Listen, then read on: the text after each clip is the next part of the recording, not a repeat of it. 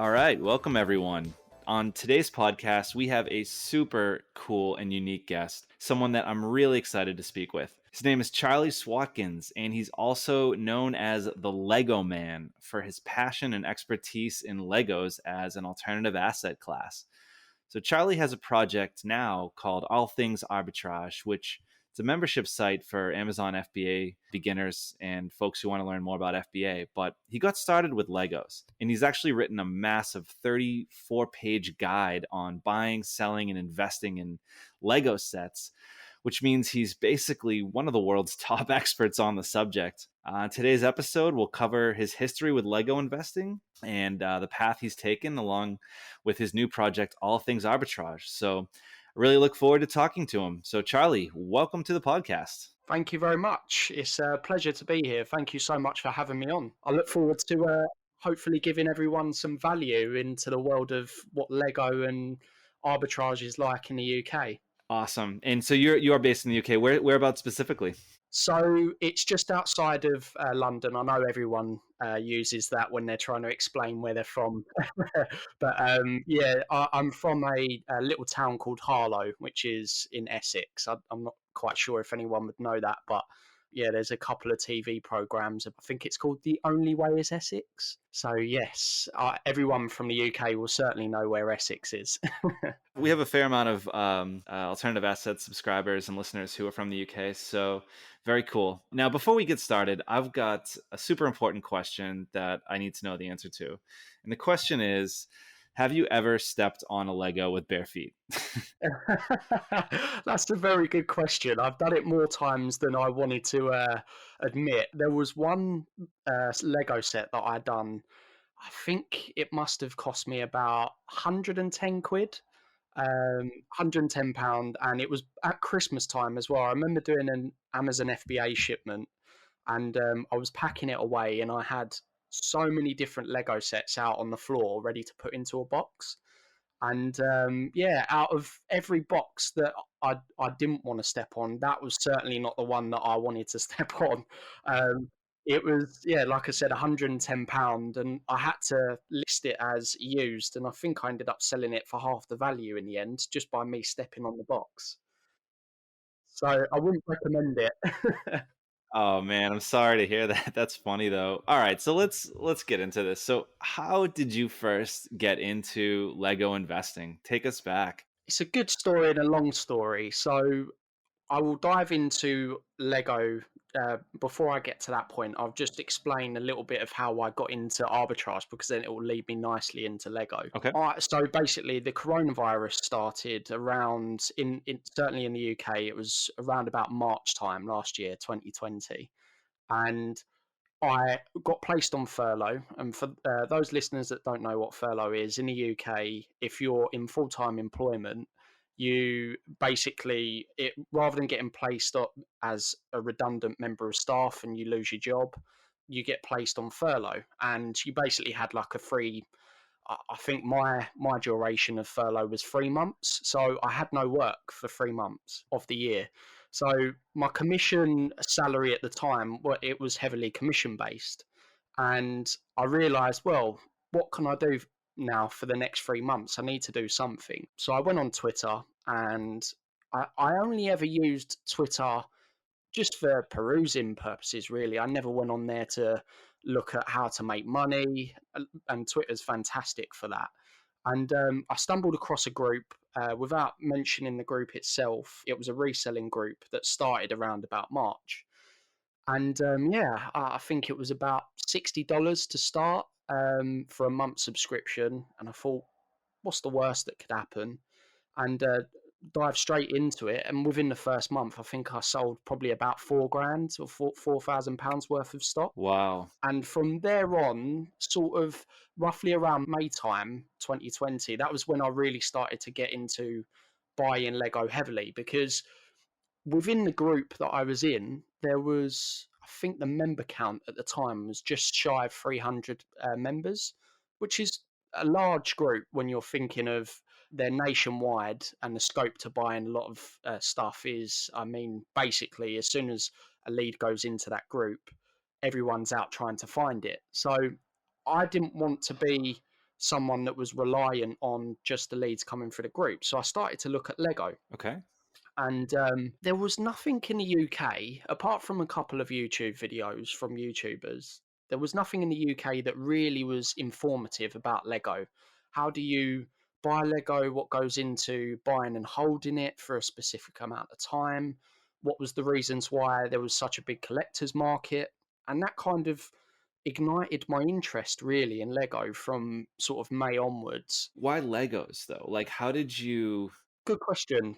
There's large Twitter accounts that I was following at the time that had a large following, and a lot of them were selling Lego sets. And I'll get into this in a bit of detail in later parts of the podcast. But the US market with Lego is completely different to the UK market. Hmm. Different prices, different sets work well, etc., etc.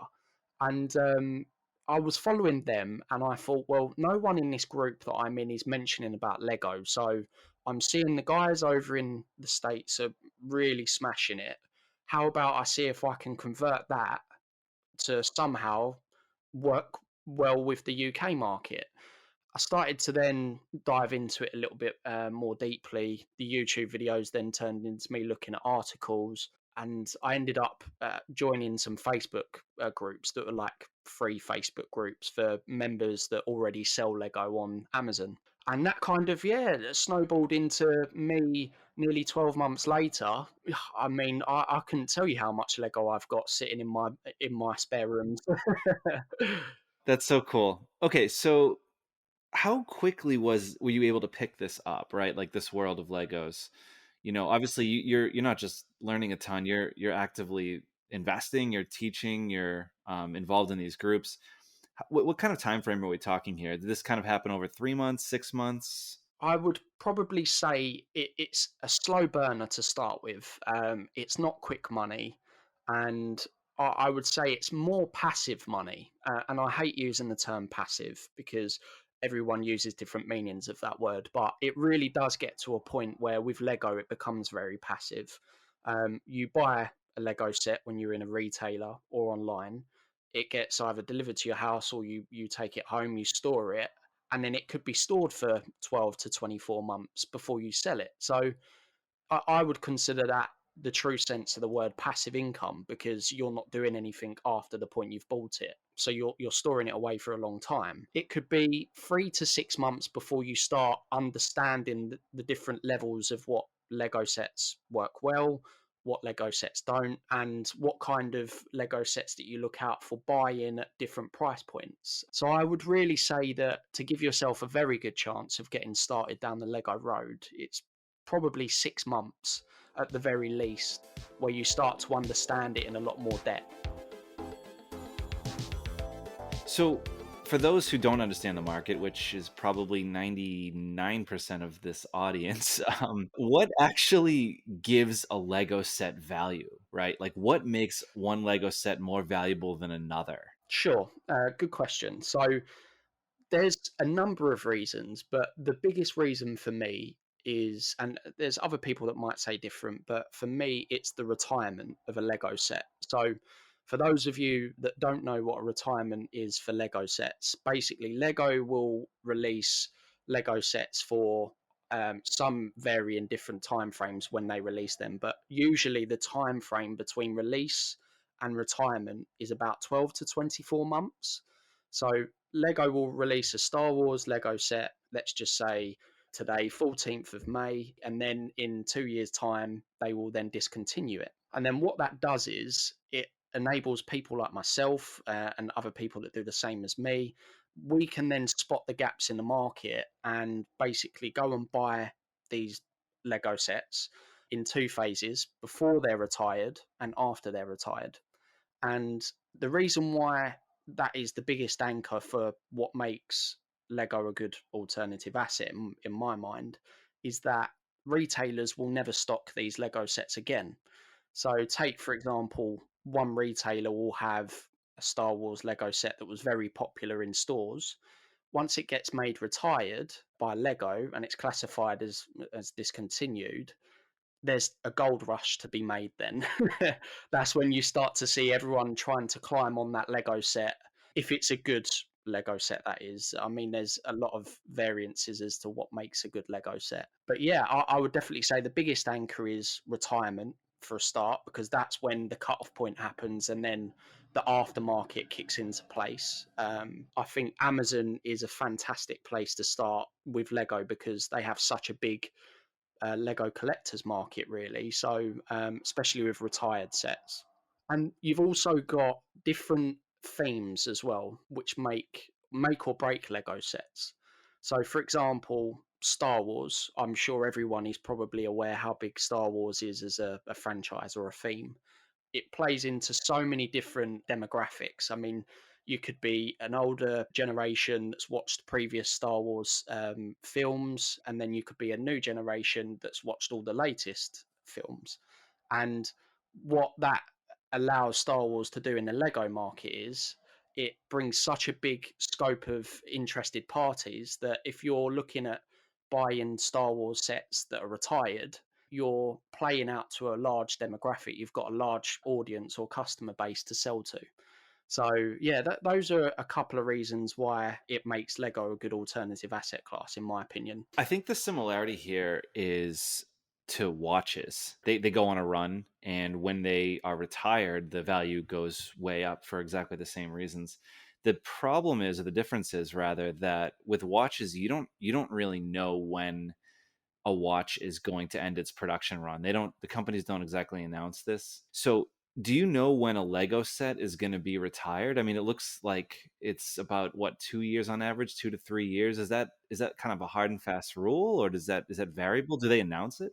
So it varies between different themes and different franchises. So a Star Wars theme will go longer because it's got a bigger audience, and it in turn allows Lego to sell even more Lego sets because it's going on for a longer duration. Right. It's kind of evergreen, right? I mean, there's always going to be more Star Warses, coming out. Exactly. Whereas the lesser of the themes, let's just take Lego City, which is the audience is more catered for 10-year-olds and minors.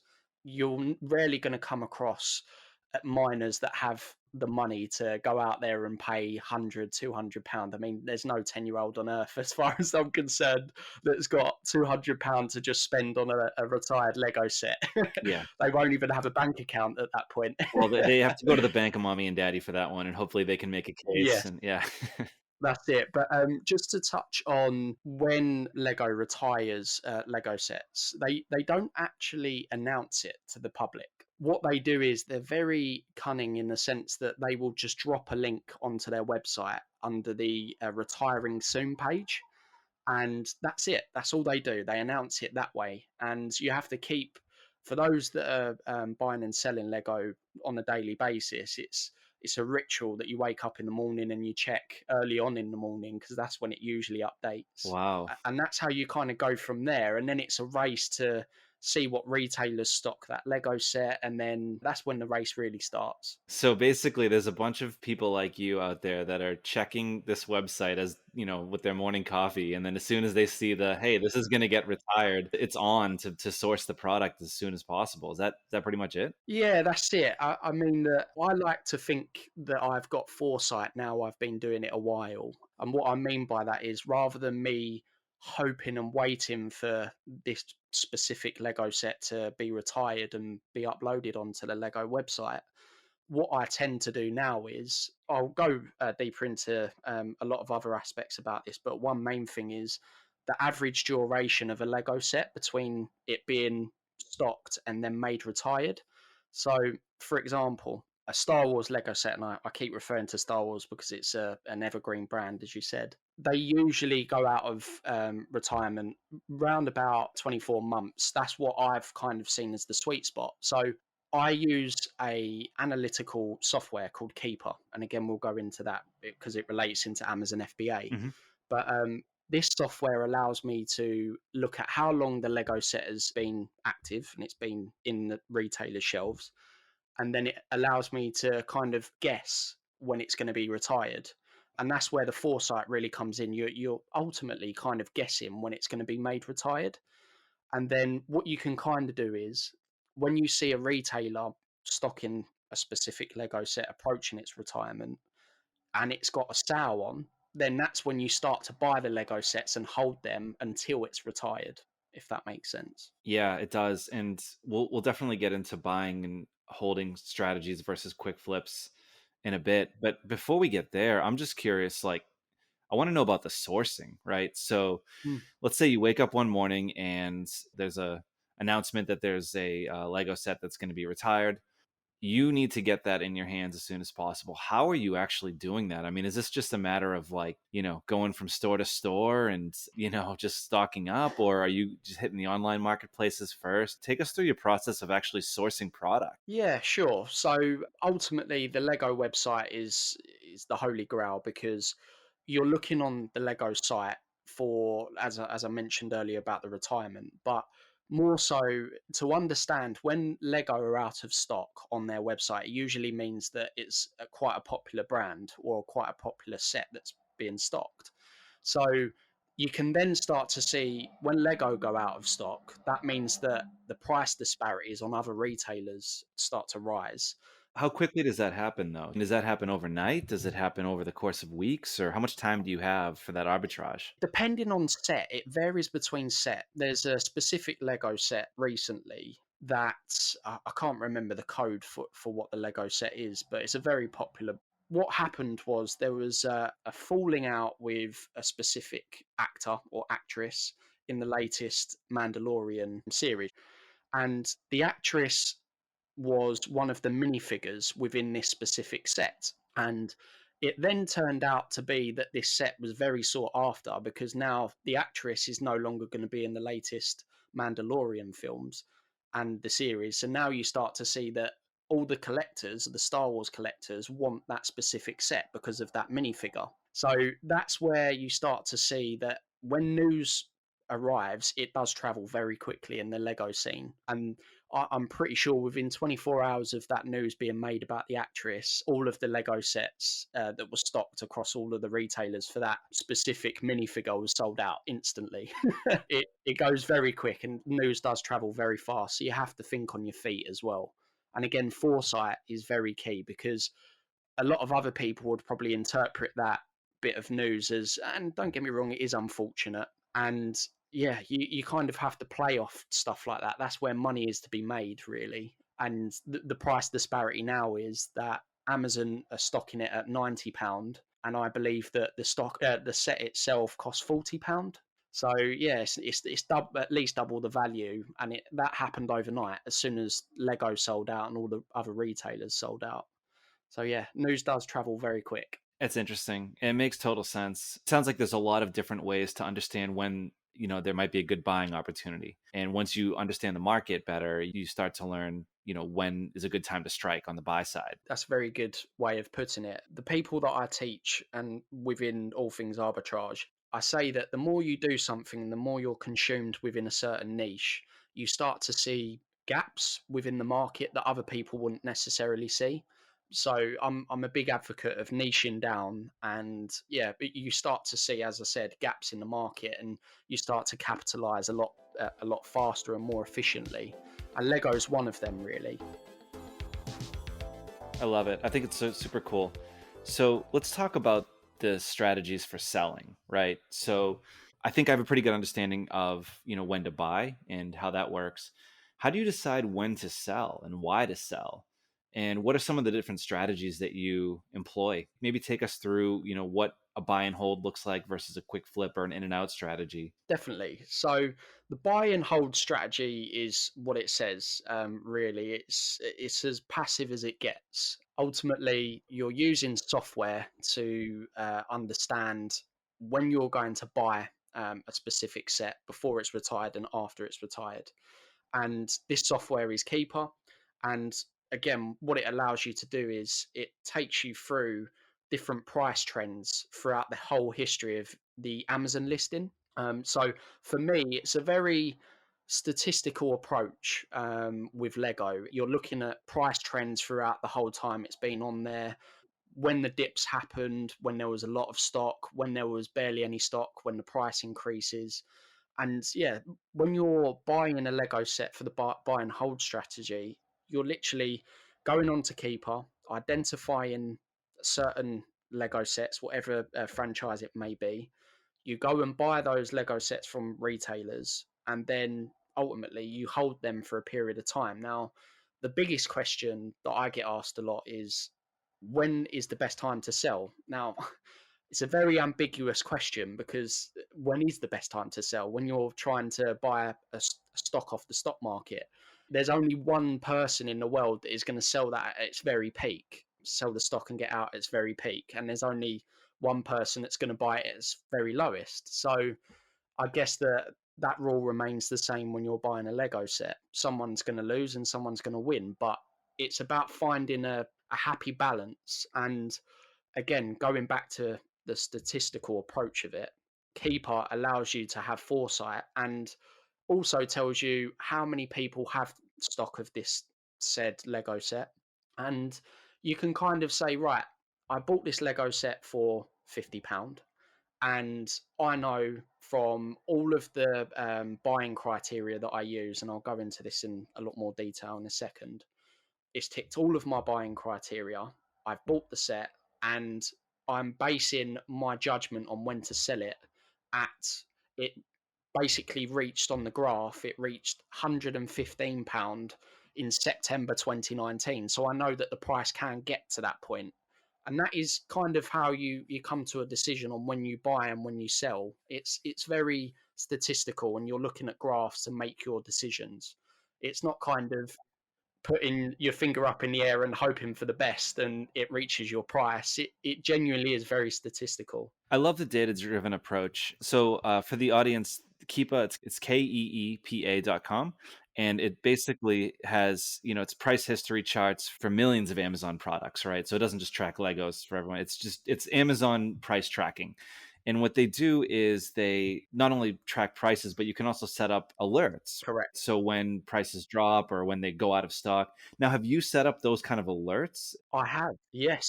So I set alerts for all of the Lego sets that I've either stocked that are now retired, or they're in the process of retiring, or they're very sought after Lego sets. What I do is I make a list, and I start from the top and I work my way down, and I look on Amazon and I set reminders of whenever Amazon come into stock of this said Lego set or any on the list. I then get a notification that arrives in my inbox, and it tells me the price that Amazon are back in stock. And yeah, it's almost one of those, when you go onto a retailer's site and a product is out of stock, you then put your email address in, don't you? And then it sends an alert to say, right, we're back in stock. That's kind of what Keeper does, but it's very quick and swift. And again, to go back to the point about news travels fast, you've got to imagine that there's probably another 500 other individuals in the UK doing the same thing as me. So yeah, Right. you have to act fast with those notifications. But Keeper is, in my opinion, the best software that links with Amazon. I wouldn't be able to live without it, in my opinion. So I think for the audience that they may not know or understand just how much repricing actually goes on Amazon. When you search for a product on Amazon and you see the list of sellers selling that product, well, first of all, you probably don't even pay much attention to the list because you're just paying attention to who, Yeah, the buy box, as they call it, right? And that's the most important thing. But even beside that, there's so much repricing happening at any given time. I mean, merchants reprice based on time of day, based on day of week, based correct. on availability, of course, based on, there's undercutters who just want to price exactly 1 penny below the buy box Yeah. price or whatever it might be. And so these merchants use software like Keepa to not just get alerted on this stuff, but also automate the process of listing, right? Based on these rules. Are you doing that as well? Are you setting this up so it automatically lists on your behalf, or you just like to get the notification and then make a manual call on whether or not to list? So it's the second part. I have the tracker alert me, and everything from that point is manually done by myself. Mainly because as soon as the notification Okay. comes through, you've then got to check a lot of other factors. Whilst I might have set this notification for Keeper to alert me 3 months ago, a lot might have changed since then. So that is really from that point on, I've then got to check everything again. I've got to go through my buying criteria to ensure that I'm not buying the set when I don't need to, if that makes sense. And just on the Yeah. repricing side of things, to make my life easier, I realized at the start of my Amazon journey, I was doing it the extremely long way. Whenever you want to change a price on a specific item on Amazon, you would normally have to do it manually yourself just to stay competitive because prices do fluctuate. Now, there's actually software out there. There's loads of different softwares, and I use one that specifically does it automatically for me. So once I've listed an item and I've realized that I want X price for it, I will stay at that and I will then go onto my software and set a minimum and a maximum price. And then it just chops and changes between that price automatically without me needing to do anything from there on. So it just shaves a lot of time down, really. I'm looking through the Lego handbook, the 34-page PDF that Sure. I mentioned earlier in the podcast. And in this handbook, there are graphs and charts that I'm actually, my mind is blown at how complex some of these charts are. This looks like something out of a Bloomberg terminal, and it's all for the price of like a Lego Star Wars Anakin Pod Racer 20th anniversary set. Price history going back years. You have your entry points, your exit points. I look at this and my mind is blown. I mean, this is the kind of data driven approach to alternative asset investing that we love here at Alternative Assets. But I mean, you've made this into like science. This is fantastic.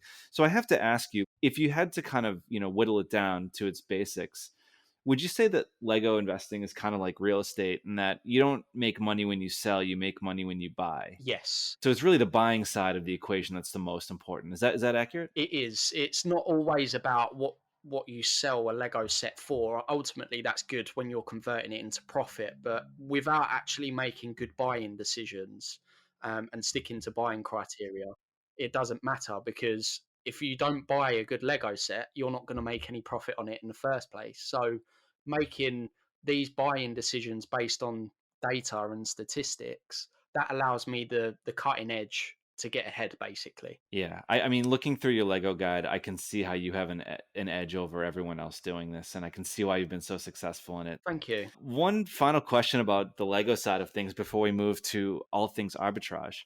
So, what's something that you wish you knew about Lego investing before you kind of started? Like everyone makes mistakes when they're first starting out with, e-commerce or FBA or whatever it might be. Do you have maybe like a mistake you made either on the buy side or the sell side? What's something that you wish you could kind of do over? Yes, I've got too many.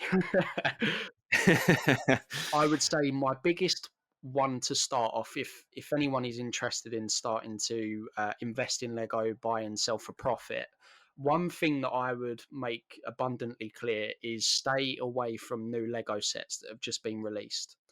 And the reason I say that is because there is no data, there's no statistics to back up your entry points, your buy points, and ultimately what the sales are going to be like for that specific Lego set. But don't you have comps? I mean, you would have comparable sales, right? Just like in anything Yeah, else. you do. But then when it comes to the comps, say, for example, you've got a similar set and a similar size within that theme, there is a little correlation between the performance. But then what you've got to imagine is when a Lego set is being released, there is so much stock that is it's just in abundance in every retailer that ultimately with Lego investing you're buying based on scarcity as well. There's no point going to buy a Lego set that's just been released when there is every retailer under the sun selling that for retail price. We're interested in buying Lego sets to sell over retail price.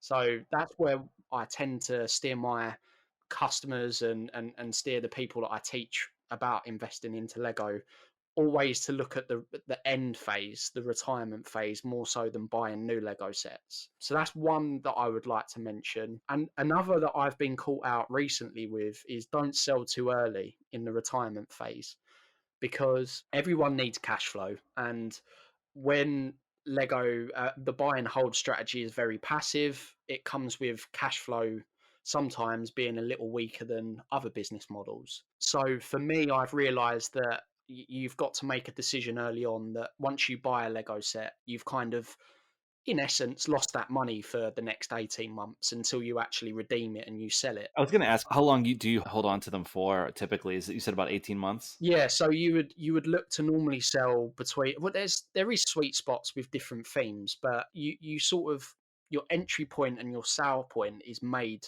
pretty much when you're buying it, because you want to know when you're going to be selling it as well, and you have a price in mind that you want to sell it at as well when you start. But usually, I mean, I'm probably early on in my journey compared to a lot of the masters in the US that are doing this. But yeah, 12 to 18 months is kind of a good point that you can start offloading a lot of these retired sets, because you mentioned about the undercutting. That is very prevalent in the UK, and I know certainly by speaking to some of the guys in the US that it happens quite a lot.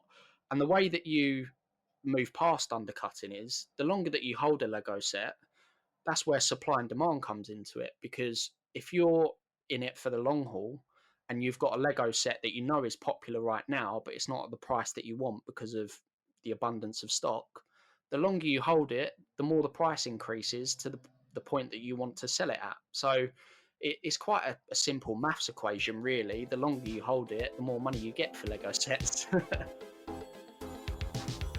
It's interesting. Like, I was going to ask about similarities between, cars, the car market. I'm not sure if you're a car guy at all, but in the car market, it's interesting because you got basically two markets, with cars and watches are like this as well. You've got the new market, right? So that's the stuff that just recently got released, and we've talked a lot about that. Then you have the vintage market. And there's no like hard and fast rule for when something becomes vintage. It's kind of like when you know it when you see it. Yeah. But you know when you see a vintage car, it's a vintage car. You know when you see a vintage watch, it's a vintage watch. Are there vintage Lego sets that are just extremely, exceedingly valuable and really tough to find, and collectors just fawn over them? Yeah, that is definitely very accurate. There is, and again, I keep mentioning Star Wars because it is the holy grail of Lego themes. I think you just love Star Wars, man. That's Yeah, there's a certain toy or item, should I say, that's in the Star Wars films called a TIE fighter. I'm not sure whether you're familiar with it. TIE fighters on every release always, always, always increase to the maximum price. From the research that I've been doing, if you go through and look at going back years and years, the TIE fighter models that have been released always go for the higher prices. We're talking within the sort of three, four, £500 marks. And you could buy these TIE fighters right now. There's one in stock that I've actually got that cost me £64.99, and I plan on holding that for 18 to 24 months possibly. And I can only imagine I'm going to get £300 for it. So yeah, it's the return on investment percentage is very high when it comes to certain Lego sets, but TIE fighters usually work out the best when it comes to Star Wars. Are there any Boba Fett characters? I know he's like that's like the one that if you have a Boba Fett like in the original packaging, Yeah, I don't know if that translates there, to Lego at all. yeah. So there is a Boba Fett Lego set. I've actually bought and sold a few, but yeah, I mean, I try to basically diversify my Lego sets between a broad range of themes, and I had so much at the time when Boba Fett was being sold in retailers that I just made the decision to pass up on that.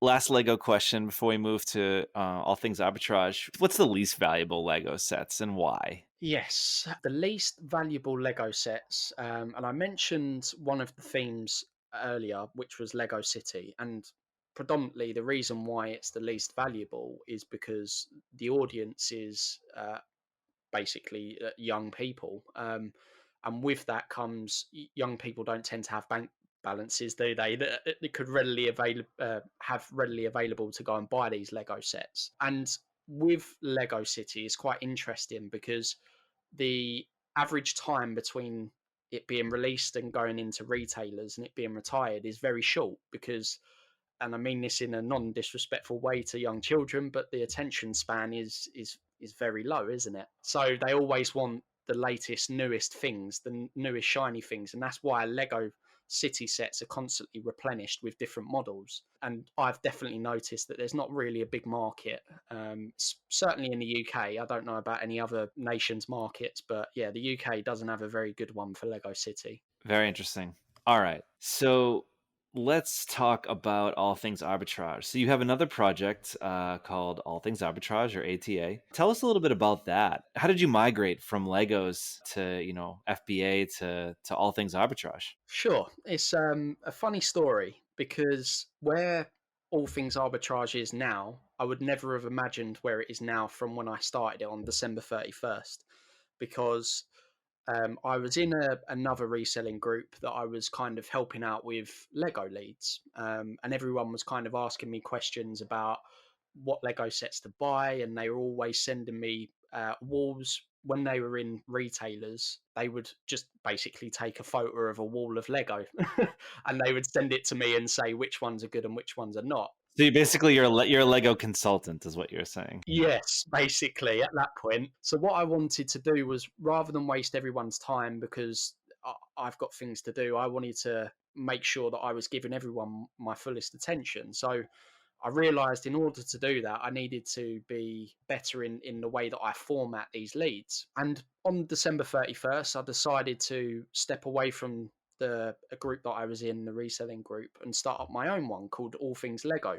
And to be pretty frank with you, I thought there would be low uptake. I thought there would be probably 10 to 20 people that join, and it'd be a close knit community, and I would just be sort of giving free leads out pretty much. And then I swiftly found out that within a week I had over 60 members that joined, and it's just started to build from there really. And it snowballed into the sense that it was Lego at first, hence the reason why it was called All Things Lego. And I was constantly updating the members with what Lego sets to buy, how long to hold Lego sets for, where to buy them from.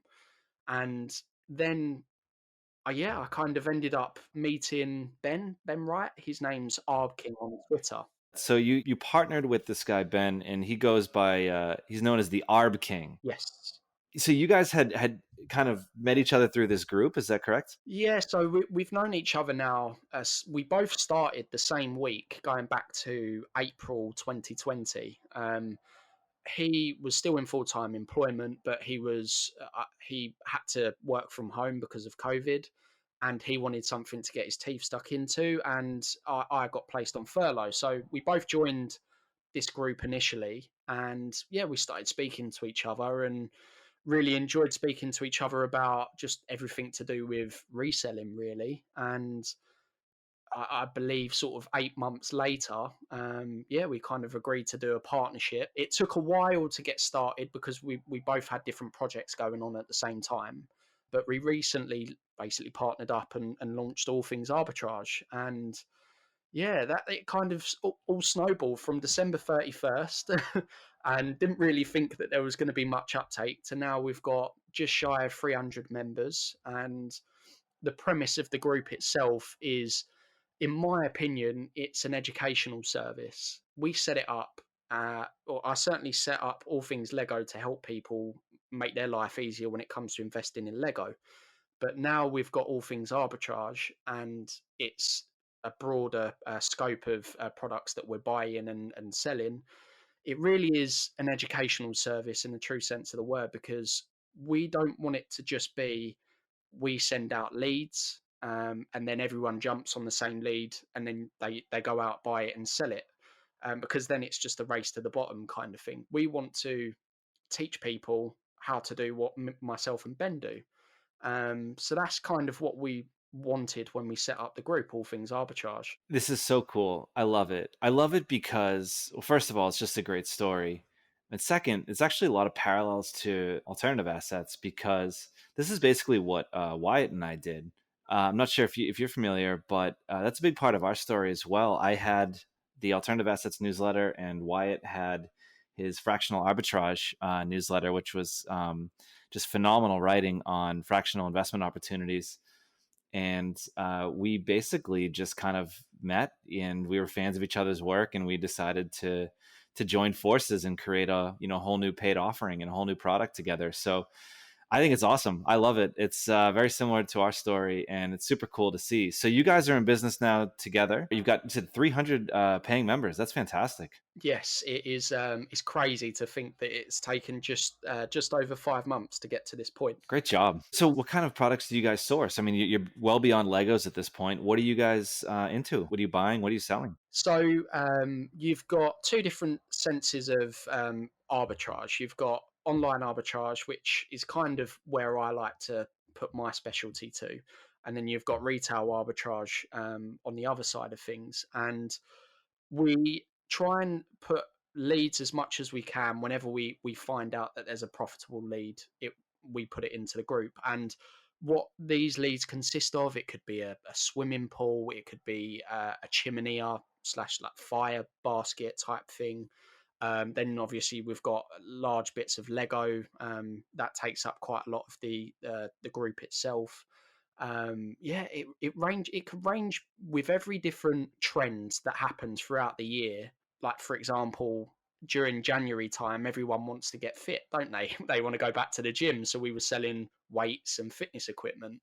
And then the trend starts to happen where it comes to summer, and that's where the pools, the fire baskets come out, and then the trend really that I kick into is when toys start to come into fruition, sort of around September time, and that's where the leads will really evolve into becoming the toys and Lego group again. So you guys are taking the same kind of data-driven approach that you were able to kind of arb the heck out of the Lego market. Yeah, And you're basically applying that to whatever theme or whatever trend you deem appropriate based on the season or whatever. correct. Very cool. Tell us a little bit about your operations and your logistics.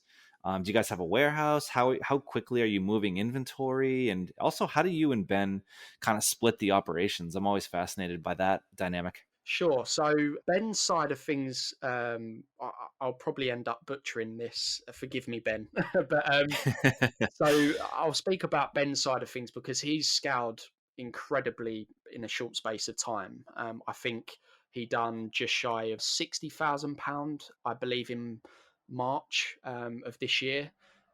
When you think in 12 months, you could say to yourself, "I done 60,000 in revenue in 1 month." That's just crazy numbers. That's good. Um, Yeah, that's really good. and he takes a very hands-off approach because he's still in full-time employment.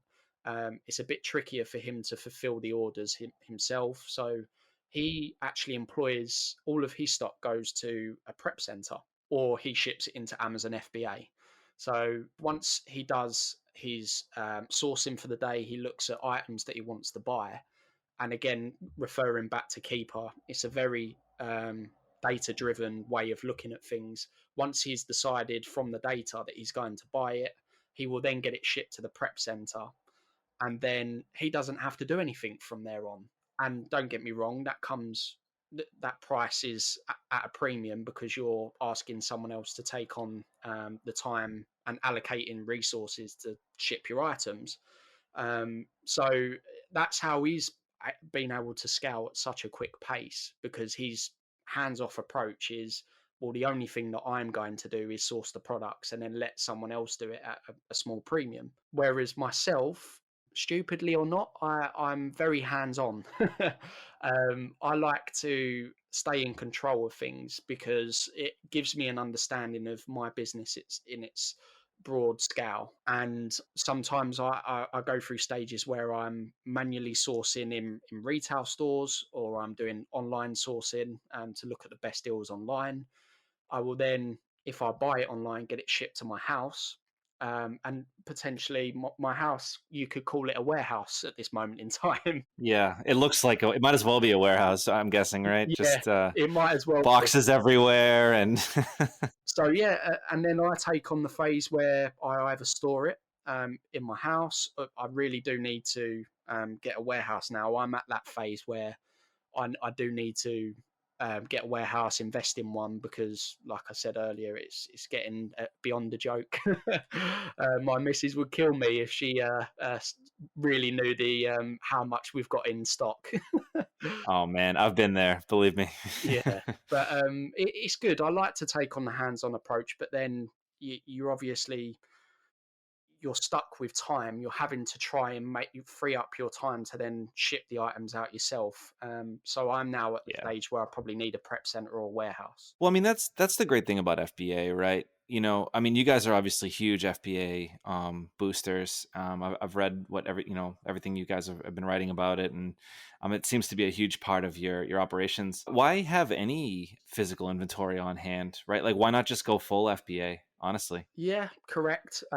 You've got a point in certain aspects. I guess that, speaking from my perspective, I've got a lot of Lego sets that I need to really store, because if I ship them into Amazon FBA, there comes with storage fees associated with you storing items in their warehouses, and it also affects what's called an IPI score. I think it's Index Performance Rating. That if you have excess inventory at Amazon warehouses, then they look badly on your scoring, and then potentially you rule yourself out of having certain allocations for stock. So that's why you have to really judge it. Inventory management is really, really important when it comes to Amazon FBA, because for most people that are not accustomed to selling on Amazon, they just kind of hear Amazon FBA, you can ship your items into their warehouse and be done with it.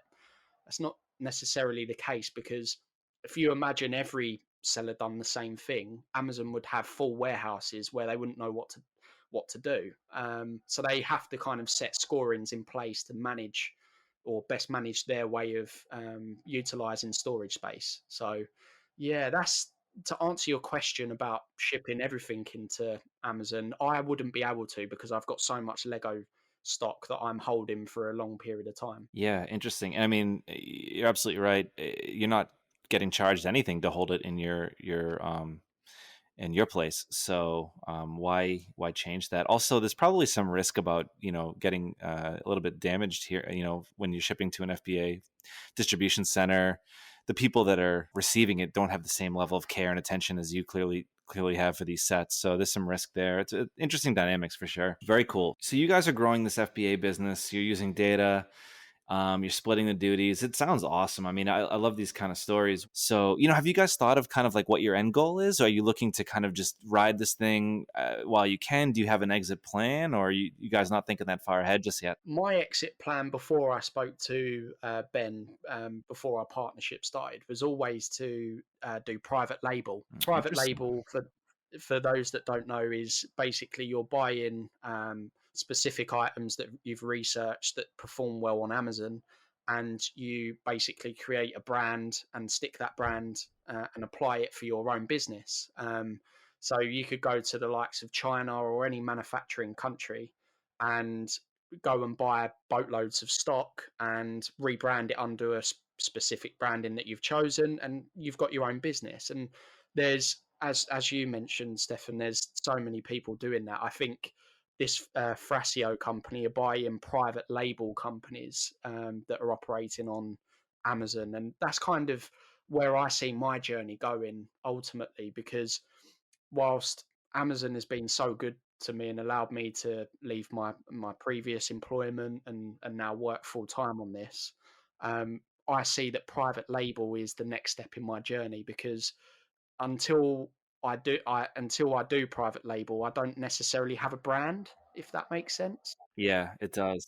I've always been interested in making my own brand and have my own branding. So that's definitely the next step for me. That sounds awesome. With Amazon, differentiation is so tough for a seller, right? Amazon makes differentiation tough for sellers on purpose. They don't really particularly want sellers to have a brand, so to speak. They want Amazon to be the brand, and that makes sense, and that's fine.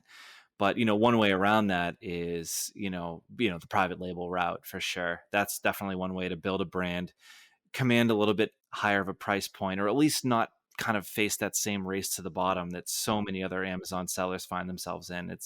it's just an ever-present race to cut costs and to race to the bottom on prices, even during periods of high inflation like now. I mean, it's tricky. The margins are tight, and Amazon's selling is tough business. But yeah, Yeah. I think you're spot on with the private label approach. Very cool. What are your words of advice, right? So like if people listening to this are super inspired to get into data driven FBA arbitrage, or maybe even Lego arbitrage, or finding whole new markets, what's one thing you think people should know before they go down this route? What's something that you would tell them? So I actually wrote this down on my notepad in big writing, big letters, and it states it's not easy. Words of wisdom to people that are inspired to get onto Amazon and start selling not just Lego but anything on Amazon's platform. I'm sure it varies with performance on different marketplaces, but for me, Amazon is an amazing once in a lifetime opportunity that I'm here to try and make the best of. But it's not been easy. And what I mean by that is Amazon has thousands and thousands of nuances and different quirks on its platform that even today, when people within the group ask me certain questions, I still don't know the answer to because I've never experienced these types of things. So I would just say to people that are looking to get onto Amazon, act now. Don't wait to think that you know all the information because trust me, you won't know all the information until you actually start and then experience these different types of issues. Makes perfect sense. You're absolutely right. And in terms of data and ways to give yourself an advantage, obviously we've talked about Keepa quite a bit on this episode. What other software out there would you recommend people employ if they want to give themselves a data advantage in the marketplace? I'll tell you what I use in my arsenal when I'm buying different Lego sets and different items. So I've got softwares that consist of Keeper, which allows you to obviously know different price trends and history throughout the listing. And then I've got what's called Seller Amp SAS, which gives you a snapshot of the headline facts and figures of that specific listing that you're on. So you can punch in the buy price that you can buy it at, the sell price that it's currently on the buy box. It will then shoot down all of the different associated fees, and it gives you the real snapshot of what you need to do in order to get profit at a certain price point. So I say to a lot of the people within All Things Arbitrage that Keeper and Seller Amp SAS, they go hand in hand. I would say that you need to use both at the same time. And then I've got Profit Protector Pro, which is a repricer that I explained earlier on in the podcast. It just, you set a minimum price that you would like and you set a maximum price. And then there's an algorithm that goes on behind the scenes with this software that changes every so often. And I've definitely seen an uptake on the amount of times I get the buy box, which ultimately is key. You want to be in the buy box for as much as you can.